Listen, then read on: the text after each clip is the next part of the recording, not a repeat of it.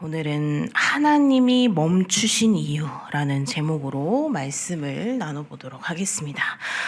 우리 성도님들, 어떤 날, 오늘은 꼭 쉬어야지 하는 날이 혹시 있으셨나요? 나 정말 방전됐어. 오늘은 무슨 일이 있어도 반드시 쉴 거야. 내 딸이, 내 아들이 뭐라 해도 나는 오늘 쉴 거야. 이런 적 있으신가요? 이렇게 마음을 먹고 내가 정말 무슨 일이 있어도 쉴 거야 라고 다짐을 하고 탁 들어눕고 그 상태로 있지만 어떠세요? 하루 종일 쉬실 수 있으신가요? 못 쉬시죠. 내가 이렇게 마음을 먹었는데도 불구하고 막상 침대에 누우면 여러 일들이 생기고 더 피곤해지는 그러한 상황들이 벌어지는 경험을 합니다. 그러니까 몸은 누웠는데 또 마음도 그렇고 나를 가만히 두지 않는 식구들도 그렇고 이렇게 가만히 쉴 수가 없죠. 몸은 누웠는데 마음은 여전히 또 머릿속으로 내가 뭘 했어야 됐는데 우리 식구들 밥은 먹었나? 밥 내가 차려줘야 먹는데? 이런 상황들, 이런 것 때문에 쉬지 못합니다. 눈은 감았는데 계속 생각이 들죠. 그죠? 멀리 가버려야 돼요. 이런 상황들이 많이 벌어집니다. 근데 그러다가 문득 깨닫습니다. 우리가 쉬지 못하는 이유, 시간이 없어서가 아니라 멈추는 법을 배우지 못해서라는 것을 우리가 한 번씩 느낄 때가 있습니다. 그러니까 또 우리가 이전에 이제 며칠 전만 해도 2025년 연말이었죠. 이런 연말이 계속해서 가까워질수록 또 연초에 막 이제 2026년이 시작한 연초도 마찬가지죠. 많은 생각들이 머릿속에 맴돌고 또 올해는 이렇게 마무리해야지, 연말에는 또 연초에는 또 나는 올해는 어떻게 살아야지, 작년과는 좀 다르게 살아봐야지, 이런 다짐을 하면서 목표하는 것과 또 결심하는 것들이 늘어나는 그러한 많은 상황들입니다. 그런데 우리가 그 결심보다 더 중요한 것이 있다라는 것이죠. 우리가 누구인지, 또 무엇을 위해서 사는지, 또 어떤 리듬으로 살아야 하는지, 이런 것들을 우리가 다시금 붙들어야 하는 것이죠. 창세기 오늘 말씀, 창세기 1장 26절부터 2장 3절 말씀은 창조 이야기의 마지막 부분이죠. 마지막 부분이고, 이 본문은 그냥 단지 하나님께서 세상을 만드셨다라는 그냥 정보로 끝나지 않습니다. 그러니까 인간의 정체성, 우리 인간이 만들어진 그런 정체성과 또 우리 인간의 사명, 그리고 안식이라는 이 거룩한 질서를 통해서 하나님께서 이것을 통해서 무엇을 원하시는지, 또 우리가 어떤 존재로 살아가야 하는지를 보여주고 있습니다. 그리고 오늘 본문에서 가장 놀라운 장면은 하나님께서 멈추셨다라는 것이죠. 그러니까 하나님이 멈추셨다는 것을 무엇을 뜻하는 거죠? 하나님께서 피곤해서 멈추신 게 아니죠. 우리 얼마 전에 이제 목사님께서 설교를 해주셨던 것처럼, 말씀해 주셨던 것처럼 피곤해서가 아니라 무언가가 부족해서가 아니라는 것입니다. 하나님께서는 이 창조의 마지막에 멈춤이라는 표지를 세워 두셨습니다. 그 표지는 이제 우리에게 그렇게 말을 하는 것이죠. 너희는 일로 존재하는 자가 아니라 나와의 관계 속에서 존재하는 자다 라고 말씀을 해주시는 겁니다. 너희는 성취로 자신을 증명하는 자가 아니라 나의 형상으로 부름받는 자다. 너희는 쉼없이 달리다가 무너질 존재가 아니라 내 안에서 안식을 배우며 살아가야 하는 존재다 라고 하나님께서 알려주시는 거죠. 그래서 오늘 이 새벽에 하나님께서 그 멈추신 이유를 우리가 따라가면서 우리의 삶을 다시금 하나님의 질서로 다시금 정렬해보는 그런 시간이 되시기를 소망합니다. 자, 오늘 본문에서 인간 창조를 이제 이렇게 선언을 하죠. 오늘 1장 26절 말씀입니다. 함께 읽겠습니다. 하나님이 이르시되 우리의 형상을 따라 우리의 모양대로 우리가 사람을 만들고, 네. 그리고 더 강조하죠. 자, 오늘 말씀 27절입니다. 함께 읽겠습니다.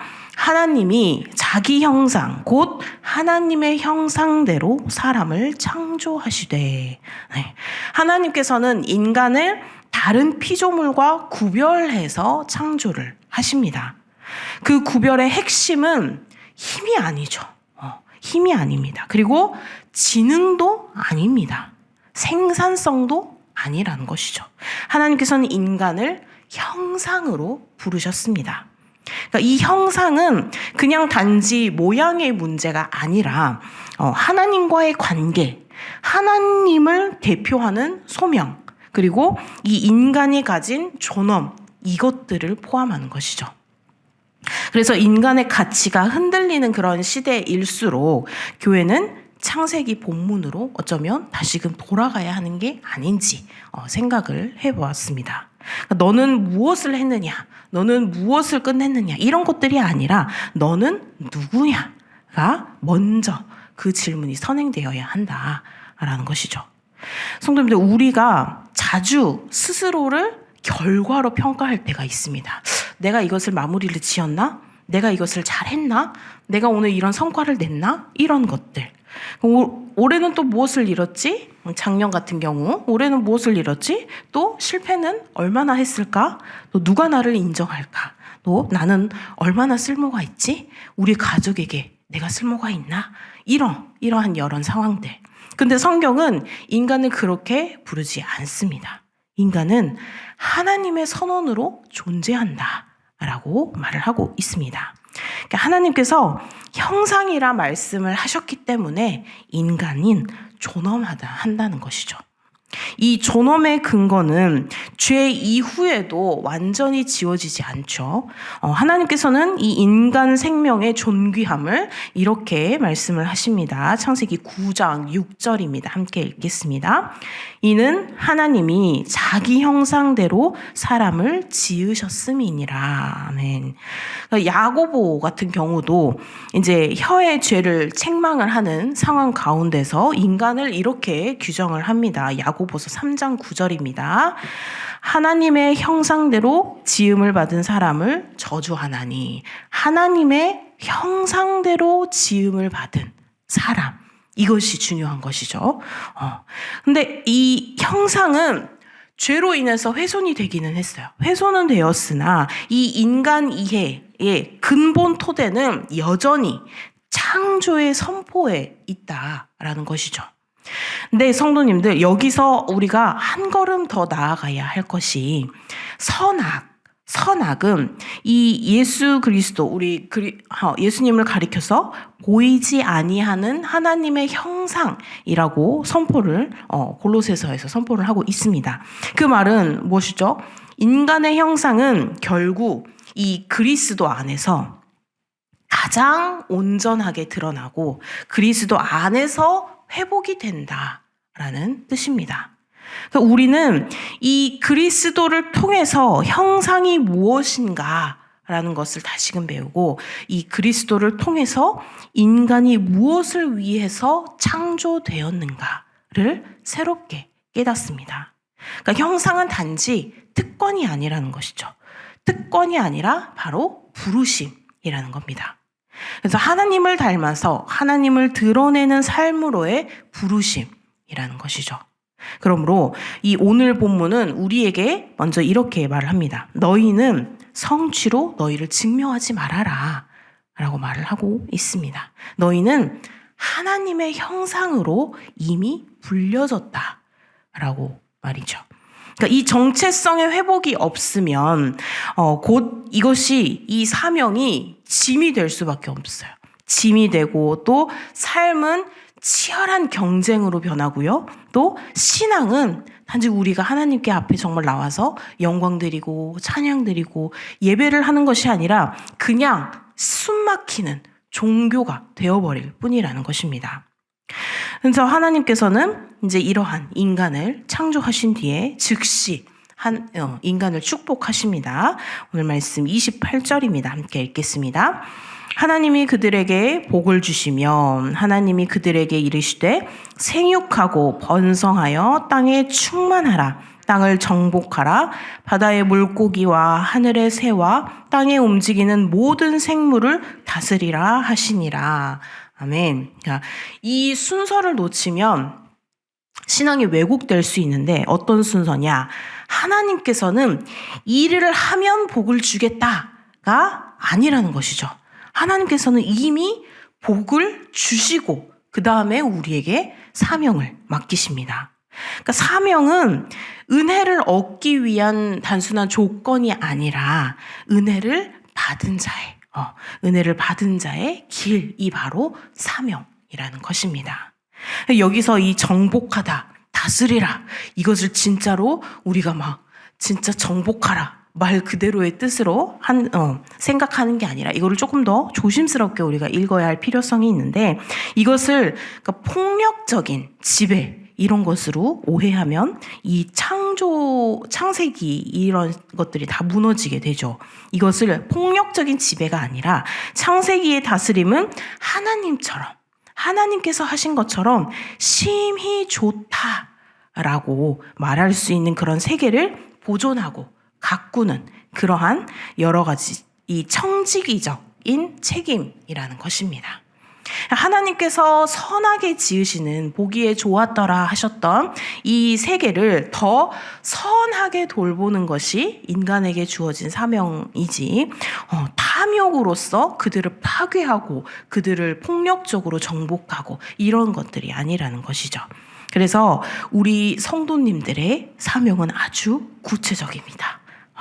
가정에서 우리 가족들을 대하는 태도라든지 또 자녀를 세우는 말이라든지 또 부모님을 공경하는 그러한 실천들이라든지 또는 이제 직장에서 성실과 정직이라든지 또 교회에서는 섬김과 격려 이런 사회 속에서도 가정 속에서도 이루어지는 이 모든 것이 바로 그 하나님께서 맡기신 이 다스림의 자리라는 것이죠. 바울은 이것을 이렇게 요약을 합니다. 오늘 고린도전서 10장 31절 함께 읽겠습니다. 시작.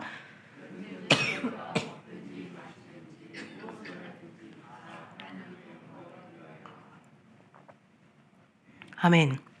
하나님의 영광을 위하여 하라. 그러니까 우리가 무엇을 하든지라는 말은 우리의 일상이 예배가 될 수 있다라는 뜻입니다. 하나님을 드러내는 이 삶은 예배당 밖에서 무너져 버리는 삶이 아니라 예배당 안에서만 이루어지는 그런 삶이 아니라 예배당에서 들은 말씀이 일상에서도 계속 살아 움직여지는 그러한 삶인 것이죠. 근데 문제는 무엇이죠? 이 사명 자체가 아니라 사명을 수행하는 우리의 동기라는 것이죠. 우리는 자주 이 사명을 내 존재의 증명의 도구로 삼을 때가 있습니다. 그리고 그것 때문에 우리가 사명을 감당하는데 지치기도 하고 비교되기도 하고 불안해하기도 합니다.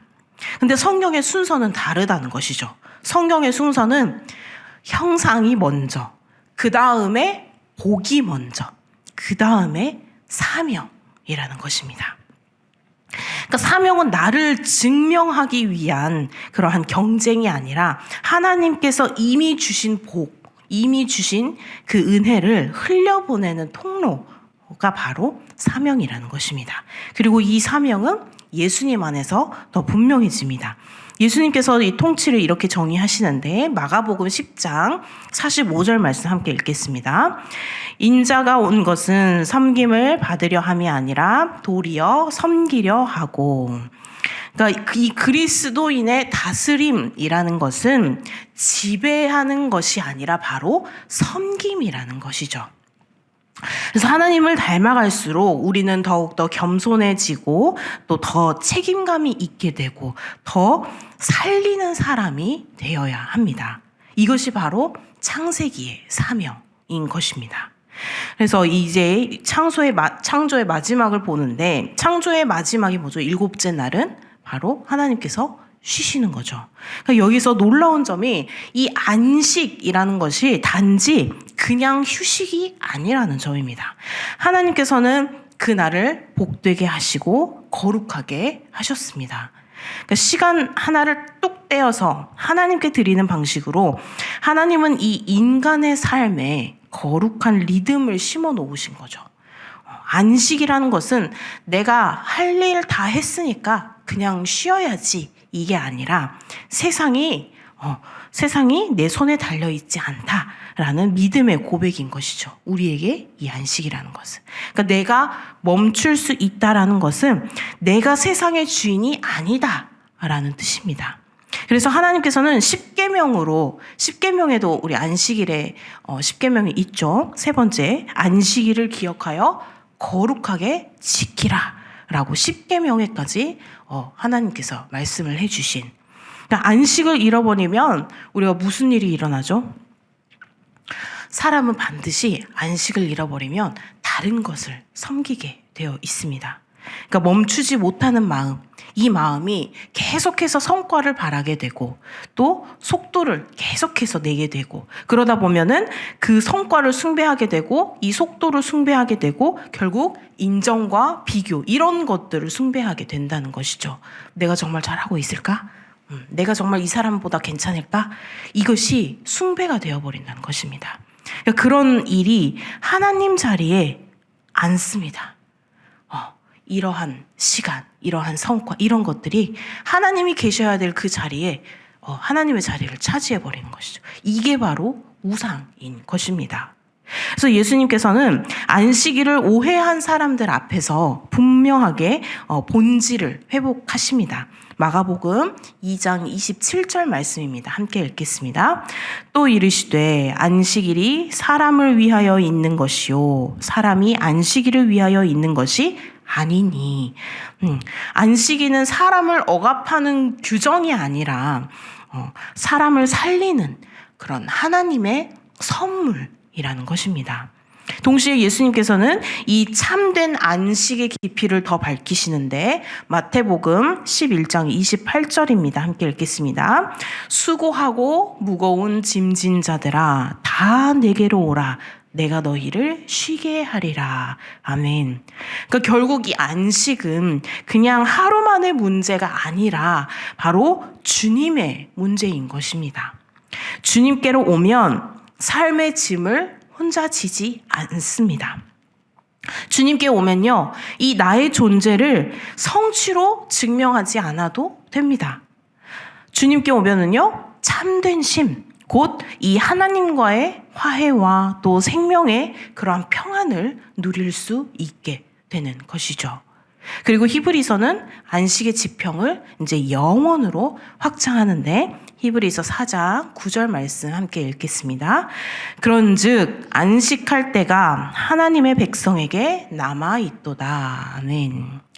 우리가 지금 배우는 이 안식의 리듬은 장차 완성될 하나님 나라의 안식을 어떻게 보면 미리 맛보는 것이라고 할 수가 있겠습니다. 그러므로 이 우리의 안식은 그냥 단순히 재충전이 아니라 하나님 나라를 향한 소망의 예행 연습이라는 것이죠. 여기에서 중요한 게 있는데 이 안식을 지킨다는 것은 아무것도 하지 않는다. 그냥 들어누워서 밥도 먹지 않고 물도 마시지 않고 아무것도 하지 않는다가 아니라 그것이 아니라 바로 하나님이 시라는 것을 하나님의 심을 인정하면서 내 삶을 다시금 하나님께 정렬하는 시간이 바로 안식일이다 라고 할 수가 있죠. 그러니까 숨을 고르는 시간이고 또 예배하는 시간이고 또 관계를 회복하는 시간이 바로 안식이라는 것입니다. 그리고 안식은 내가 멈추면 무너질 것 같은 그런 불안을 하나님께 맡기는 훈련이기도 합니다. 내가 멈춰도 하나님께서는 일하신다. 이것이 바로 이 안식의 신앙인 것이죠. 오늘 이 말씀은 우리에게 세 가지를 회복시킵니다. 우리는 하나님의 형상으로 지음받은 존엄한 존재라는 것. 그리고 우리는 복을 받은 후 복을 받은 후 사명을 맡은 청지기라는 것. 그리고 우리는 멈추면서 하나님을 신뢰하는 안식의 백성이라는 것이요. 이 하나님께서 멈추신 이유는 단지 이렇게 창조를 끝냈기 때문이 아니라 우리가 그 멈춤을 통해서 하나님의 그 중심의 질서를 다시금 배우게 하시기 위함입니다. 그래서 이 정체성 없는 사명은 그냥 소모가 될 뿐이죠. 안식이 없는 사명은 우상이 될 뿐입니다. 그러나 이 형상과 복과 안식이 함께 붙들릴 때 우리 성도님들의 삶은, 저의 삶은 하나님께서 심히 좋다라고 하신 이 창조의 선하심을 다시금 드러내는 그러한 통로가 될 것입니다. 그래서 오늘 새벽 우리 성도님들의 마음이 성취와 비교로 지치신 분이 혹시 계시다면 그렇지 말고 하나님께서는 우리에게 이렇게 말씀하신다는 거죠. 너는 내 형상이다 라고요. 그러니까 사명 때문에 숨이 막히신다면 하나님께서는 이렇게 말씀을 하십니다. 내가 먼저 복을 주었다 라고 말씀하고 계십니다. 그리고 멈추지 못해서 불안한 상황이라면 하나님께서는 또 오늘 말씀을 통해 이렇게 말씀하십니다. 내가 멈추었다. 너도 내 안에서 쉬어라 라고 말씀하고 계십니다. 그래서 이 말씀을 붙들고 하나님께서 거룩하게 하신 이 리듬 속에서 정체성과 사명과 그리고 쉼을 함께 회복하며 살아가시는 우리 성도님들 되시기를 주님의 이름으로 소망합니다. 기도하시겠습니다. 사랑의 주님, 우리에게 하나님의 형상을 주시고 또 복으로 부르시며 거룩한 안식의 질서를 허락하신 주님을 찬양합니다.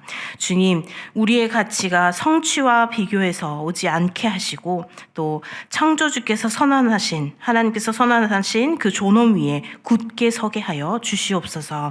우리에게 맡기신 그 사명을 우리의 욕망의 지배가 되는 것이 아니라 섬김의 청지기로서 잘 감당할 수 있게 하여 주시옵소서. 오늘 하루도 온전히 주님께 드리오니 우리의 일과 우리의 쉼이 모두 하나님의 영광을 드러내는 그러한 예배의 삶이 될 수 있도록 오늘 하루도 인도하여 주시옵소서. 감사드리며 예수님의 이름으로 기도드립니다. 아멘.